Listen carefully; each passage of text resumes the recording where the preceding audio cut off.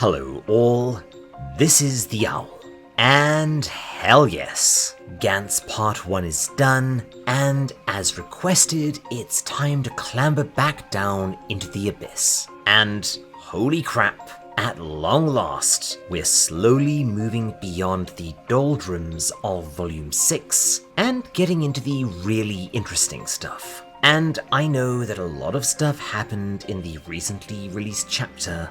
We will get there eventually. Just remember that for the purpose of these videos, we try to pretend that for the most part, stuff that is revealed later does not exist. Sometimes, when I feel like it. Before we start though, a few quick reminders and announcements. As linked in the description, you can check out the enormous 5-hour video for volumes 1 through 5, aka Arc 1, aka Season 1, and also the videos for volume 6, and right, so as mentioned in Gantz, for those of you that didn't watch that, well, firstly, please go watch that. It's probably my favorite video that I've ever made. But I just wanted to quickly remind everyone that Mrs. Owl has opened commissions for art. She is a really bloody talented lady, and nearly every asset I use outside of gameplay and all those dubiously copyright-free images off the Googles is made by her, including the owl and the intro you all seem to enjoy. Her links are in the description. Please go and show her some support. It would really make her day.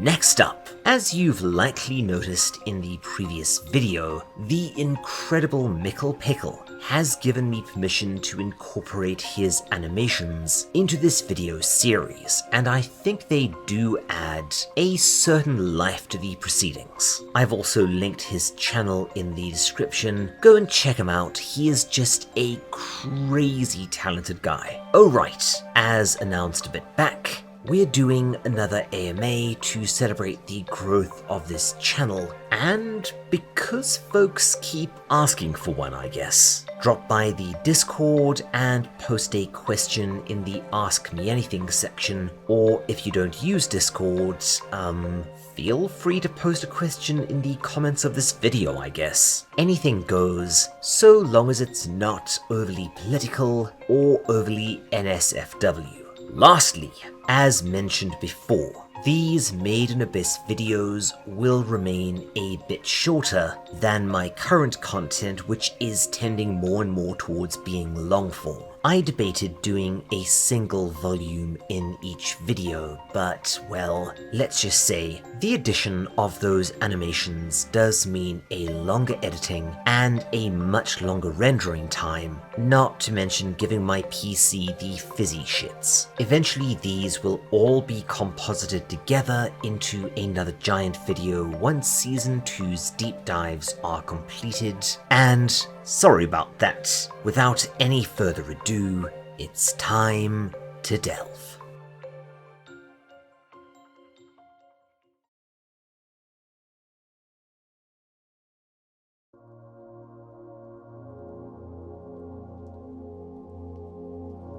We rejoin Riko, who still has the runs, as she tries to adjust to the Iruburu and food, and we do get confirmation that, the toilet is, in fact, a hollow. Let's not think too much about that, aside from the fact that Tsukushi really does seem to wear his fetishes on his sleeve, and quite a few are about, well, butts and poo. Do you need to talk to someone, mate? Regardless, Riko quickly realizes that Regg and Nanachi have gone off on their own and begins to panic a bit, likely remembering just how fast went pear-shaped the last time they were separated like this. Remember when the Umbra Hands kidnapped Regg and removed his arm, and also Bondru tried to coerce Nanachi back into his service? Well, yeah, you'd be paranoid too.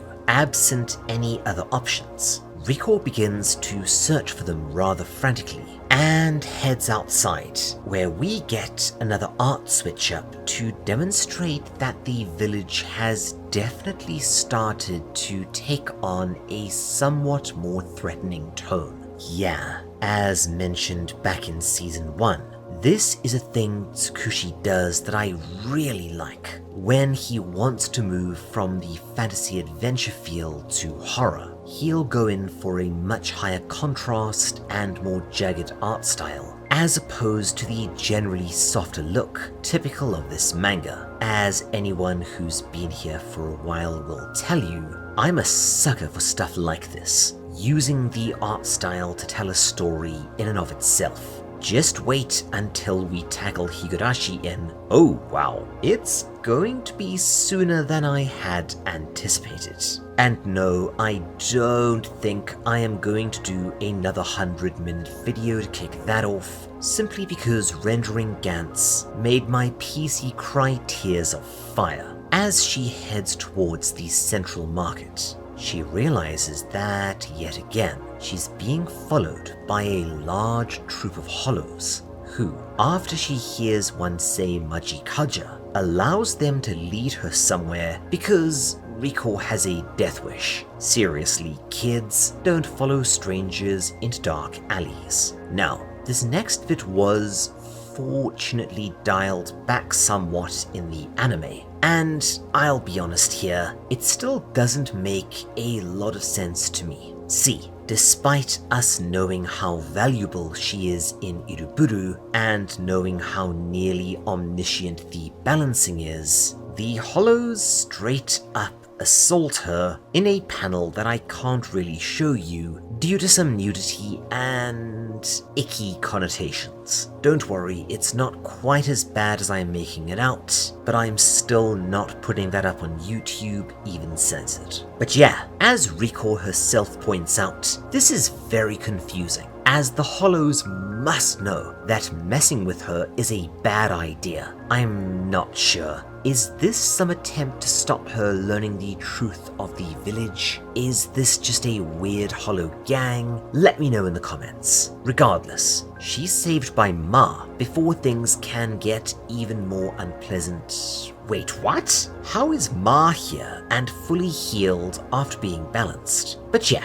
okay, this might make a bit of sense as some hollows can regenerate. Ma is scarred, but the weird toddler-like creature seems otherwise mostly unscathed, and likely feeling remorseful for accidentally smushing Mania, she straight up comes to the rescue and is able to buy them some time to slip away before the balancing comes for the attacking hollows. See? You must have known this was a bad idea, but it does result in Riko temporarily losing her iconic helmet. Regardless, she seems as confused as I am about these going-ons, and yeah, that's Volume 7. It's a bit more, well, eventful than Volume 6, but it's still very much in slow burn mode until a weirdly obligatory feeling action beat towards the end. That isn't to say that nothing happens.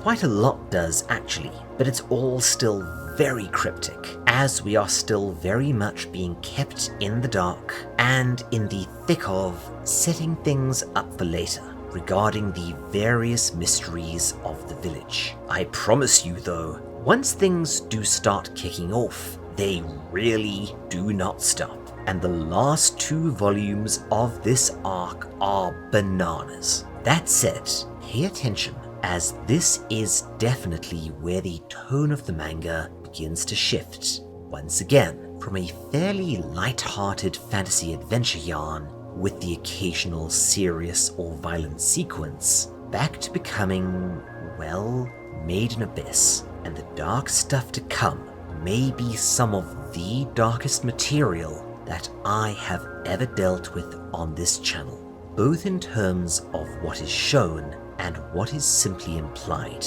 We will also, by the end of the next volume, experience what I continue to be among the best manga panels ever put to, well, digital paper. That's for the future. Anyways.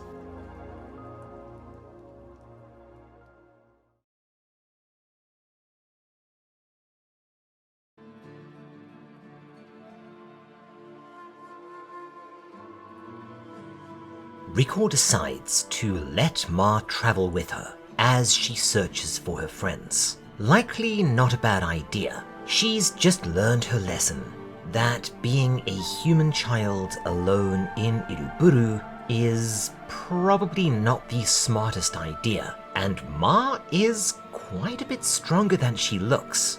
Regg, on the other hand, has become quite lost in the wasteland outside Iruburu, Zoro/Kenpachi style, after escaping from the scare-adorable Faputa's lair, and worse yet. And yes, take note here, this should really be called foreshadowing the volume. The turbinate dragon that was after them earlier still has their scent and is still pursuing them, I think. Without spoilers, this might be another dragon. Regardless, neither is especially good. Sure enough, he rounds the corner and narrowly avoids a powerful strike from the creature. Regg, that thing is as big as, I don't know, the behemoth from The Mist. I'm not quite sure how you didn't notice it, but again, I really do love this panel. The use of perspective here is genuinely clever, and it gives you a good idea of just how enormous these things are. Something else that the anime didn't really capture. Scale is one of those things that, to be fair, is much more difficult to do in animation. He tries to slip away, but I guess like the orb piercer, it can read his movements, and while he is able to catch its strike on his tough arm plate, he is still sent flying. Worse yet, and yeah, take note, that strike actually managed to chip his plating. And this is kind of worrying. Keep in mind that Regg has, up until now, seemed virtually indestructible. The only thing that seemed to cause him any lasting harm was the brokenly overpowered Faputa using one of her talons on his weak spot, and Bondrud's Sparagmos weapon that was used to sever his arm. This means that the dragons can produce a relatively similar amount of destructive potential with just a physical strike. That's, yeah, creatures down this deep are scary, yo. The dragon then proceeds to fire a projectile consisting of vomit and, I think, debris, with enough force to blast him flying, knocking him right off a cliff, but it then leaves, as a falling Regg pondered what the hell just happened, chalking it up to the creature defending a large territorial domain.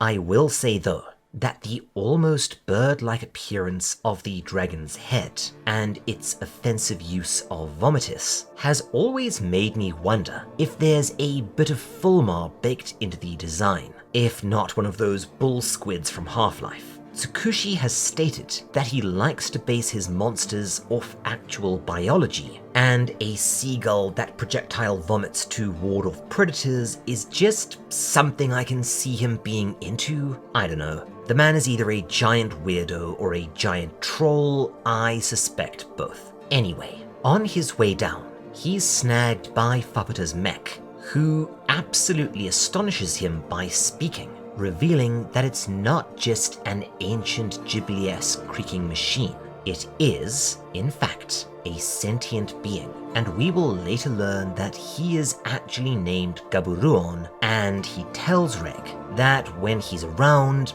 bad stuff seems to happen. But more concerning, there's something major brewing. Gabu warns Regg to leave as fast as he can and to take his companions with him. Apparently, Faputa is going to do a bad thing, or the village is going to do a bad thing, and neither can be prevented. I think the implication is that Regg's arrival is going to be the catalyst that sets it all off. And if that's not cryptic enough, we then cut over to Kaja, who seems genuinely worried about Nanachi, and says, okay, lots going on here. He tells us that the village is a closed cradle, and if you remain in it, you will somehow both become its captive and be given the thing that you desire most. Most interestingly though, in his words, your value shall transition. Now, I am not fully clear on the latter part, but I suspect that he means you will lose something fundamental in exchange for gaining what you desire. Sure enough, we move to a strangely ominous panel showing a sleeping Nanachi and, what the hell, Mitty being watched over by a long, eel-like creature with text saying that, if this were to happen, your journey would end here in eternal peace. And yeah, that's a phrase that becomes a lot more sinister the more you think about it. As the chapter draws to a close, we get another of Tsukushi's weird interjections, this time in the form of his notes on Ma. It's interesting to see Riko using gender-neutral pronouns here, because for some reason I most often see Ma being referred to as a female. But yeah, she has a big ass, and we get confirmation that there's a butthole somewhere in there too, and that Ma smells like poo. Oh, Tsukushi. Once again, I am never sure whether you are a consummate degenerate or are trolling us all pretty hard.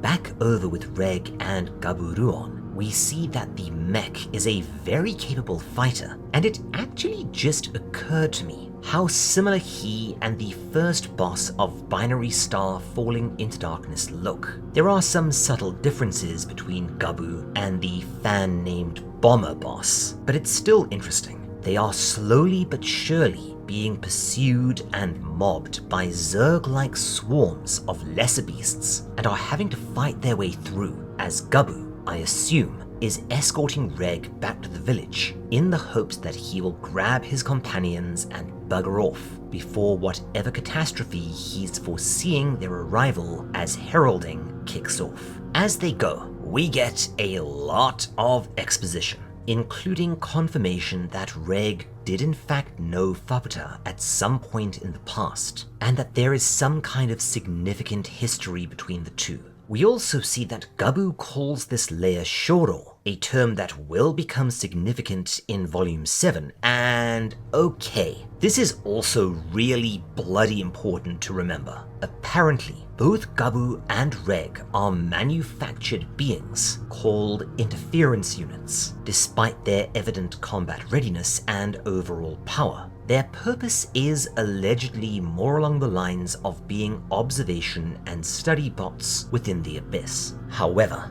Gabu is unsure of who or what exactly created them, but does elaborate, however, that Regg is something special. Typically, interference units are bound to a specific layer, while Regg is able to roam between layers at will. What is more odd to me, to be honest though, is that Gabu is very much more of a hulking robot, and as we'll see later, or as anyone who has played the game will recall, interference units typically look like this. Big chunky robots with zigzag-shaped faces, eyes, while Regg is very clearly humanoid and much smaller. That said, eventually they do reach a rocky outcrop and look down onto Iruburu, giving us another fascinating angle of the place, and also demonstrating just how enormous the village is. A skyscraper stretching up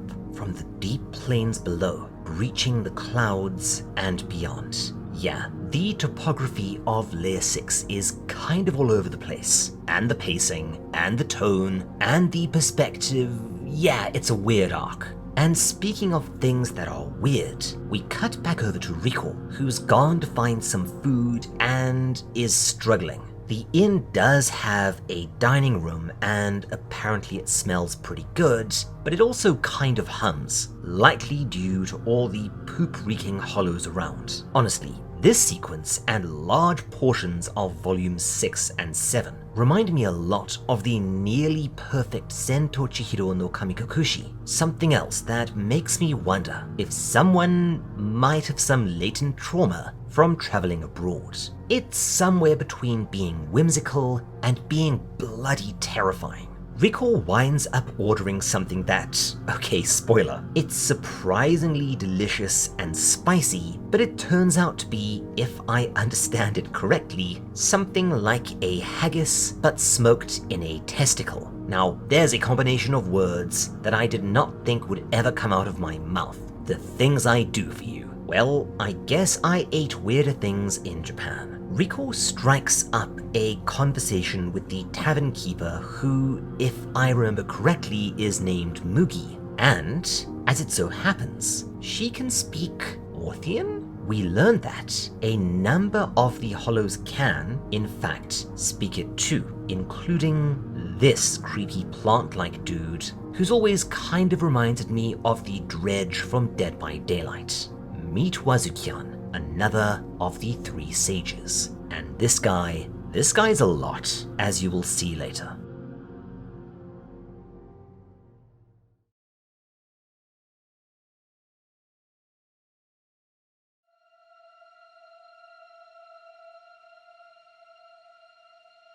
The trio chat with Wazukyan. No, you do not get a cute nickname, you know what you did, being weirdly chill, almost boyish, and yet, at the same time, kind of inscrutable. After the innkeeper tells Riko that the three sages are the founders of the village, and thus marking Wazukyan as someone of intense importance, she begins freaking out a bit in a very Japanese way. However, she quickly realizes that, yeah, Wazukyan is hard to get a bead on. As with everything in this bloody volume, it will all start making much more sense further in.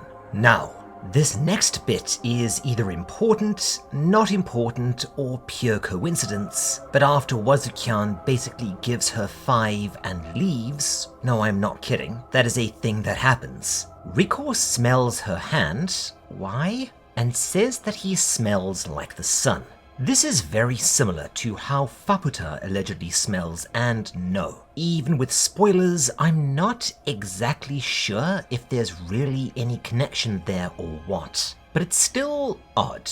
However, the part that comes after is, well, let's just say once again, we have a gigantic blast of foreshadowing on its way. Man, reading this again, I always forget just how cleverly old Tsukushi sets up the pitch black revelations coming later in volume 7 and onwards. Riko asks the innkeeper, Mugi, to teach her some of the local language, to which she happily obliges. And yes, in another very funny panel, confirms that no, not even she can understand Ma. Along with a lot of vocabulary, Riko learns that the Iruburu language is odd, with a single lexical item referring to a number of other concepts to varying degrees at the same time. Which means that, yeah, it's actually quite similar to Japanese kanji in a way. For instance, Iruburu refers to, roughly, 50% village, 40% cradle, and 10% mother. Yet again, keep this in the back of your minds. This next sequence, however, I don't really follow the logic of. Mugi suggests that Riko investigates an area at the very edge of the village called Dogu Upu and tells her that it's a place where villagers don't like to go as it makes them feel really horrible. Perhaps her friends went there. Why? I actually don't know if this is Mugi trying to quietly nudge Riko towards the truth of the village as she seems to be pretty good-natured or what. Regardless, because, as always, our silly little protagonist has the self-preservation instincts of a chicken in hell. She climbs down into the ominous-looking black void, with only Ma to protect her. Down in the depths, Riko finds herself walking through a swampy substance and sees, oh, hang on. I think that this is implied to be the balancing itself, meaning that Dogu Upu is its source. Sure enough, she finds herself standing in a veritable lake of the stuff, which really is starting to resemble dozens, if not hundreds, of smaller individual creatures forming this tide. And yeah, this scene reminds me a lot of Groga the Ogre. He says, referencing yet another thing that I will bet you nobody else watching this video knows about. Yes, I am a very old man. They proceed deeper and deeper in, until at the very heart of the place, they find, what the hell, a haggard-looking woman surrounded by the flowing balancing, somehow bound to the place. Meet Wukan, and yeah, this character is going to be frigging vitally important when it comes to piecing together the truth of this village in the night.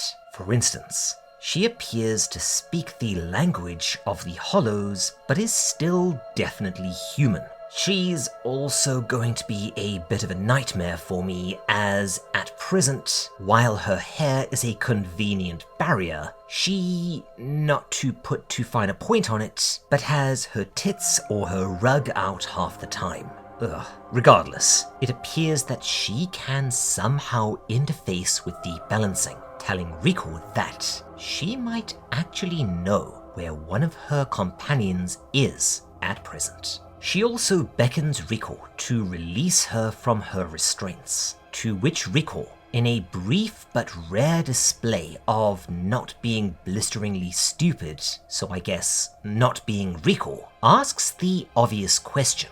Why is she locked away down here? Did she do something bad? Is she a bad person? Wukan hedges visibly, but does say that the village has a very dark and very secret history, and that this history somehow ties into her imprisonment. She basically says that in a segment, knowing what is coming always gives me the absolute frigging hairy chills, that they created a hell here, but that it eventually became something not so bad. Amongst a lot of other very cryptic wibbly-woo, it does all, however, involve Faputa somehow. But despite her saying that yes, she is a bad person, Riko decides to free her regardless. Oh boy. And spoilers, this will, among other things, set off a chain of events that will lead to some of the most heartbreaking moments in the manga.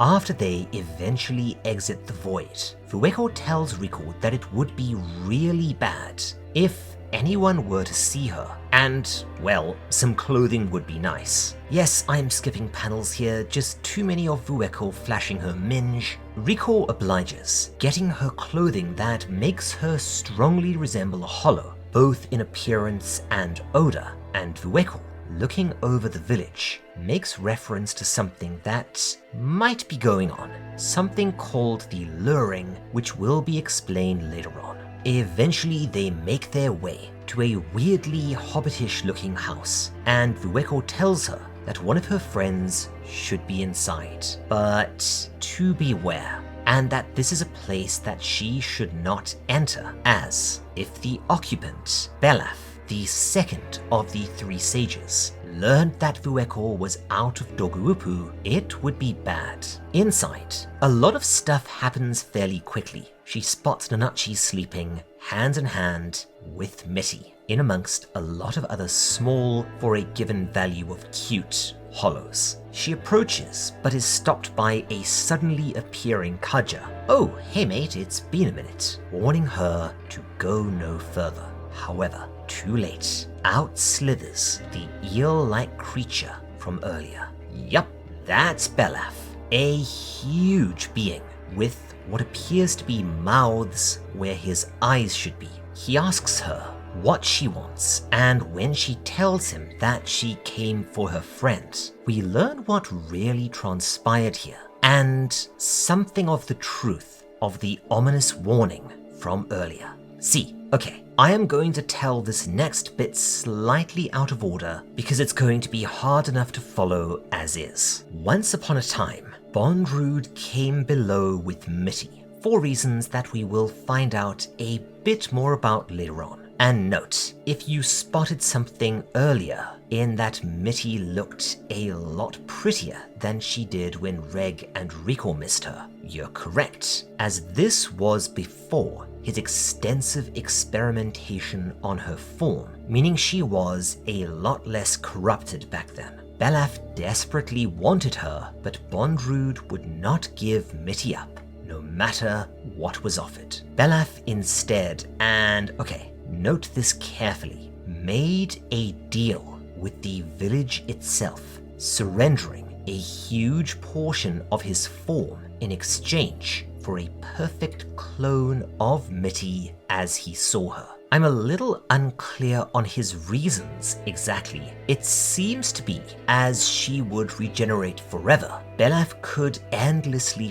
feed on her, which, note again, this was always Nanachi's biggest fear, that she would die and her friend would be left alone, helpless to be endlessly devoured within the abyss. Not wishing this to happen, Nanachi sold herself to Belaf under the condition that he never feeds on her again. Yeah, lots and lots to unpack here, but Riko demands Nanachi's return, and Belaf asks what she's willing to offer. In a pretty grisly sequence, they haggle back and forth until he settles on a final price. In exchange for Riko's hair, nails, and either her eyes, her legs, or half of her innards, he would release Mitty and Nanachi. Remember, for reasons that I honestly still do not fully understand, a human child down here, or even parts of one, has absurd levels of value. After a lot of contemplation, Riko realizes that there is no choice. If he was willing to make it painless and ensure that she survived the process, she would agree. However, Kaja immediately stops her and says that if she does make this deal, well, her journey would come to an end. I think the implication is that if she went through with it, she would somehow be forever bound to the confines of the village, with a barely conscious Nanachi confirming this to us. Do not make any deals of this nature within Iruburu, because there is a lot more going on than is evident on the surface. And yeah, with that little cliffhanger introduced, I think it's a good place for us to leave off, at least for today. Before we finish for the day, I want to give a huge thanks, as always, to my fantastic patrons: Cheddar, Piece of Yeast, Elspresso, Cheerful Satanist, Starwin Marwin, Question Man 6, Kel Core, Jacob Ramsey, Crazy, Opinion Custard, Wargle, Hunting for R2D2, Inukie Koji, Rose Montgomery, Lance Goebel, Rafferty, Erin Arnold, The Hedgehog Gamer, Simone, The Empress, Jake, Ranger Danger, Lucian, Andrew James 82, Polite Crow, Cheshire Quill, and Squid. If you want to see more like this, why not stick around? Subscribe, bell, you know the drill, all that good YouTube stuff. If you want to hear me say your name, get on the credits list, as well as getting early access to most of my videos, 1 or 2 unique videos, some fun perks on the Discord, and help Mrs. Owl and I out or buy Baby Owl a present, and ensure that this channel survives into 2024, why not take a look at our Patreon? If you want to chit-chat about, well, basically anything, drop by our Discord. Otherwise, take care, my friends, and cheers. This is the Owl, signing off.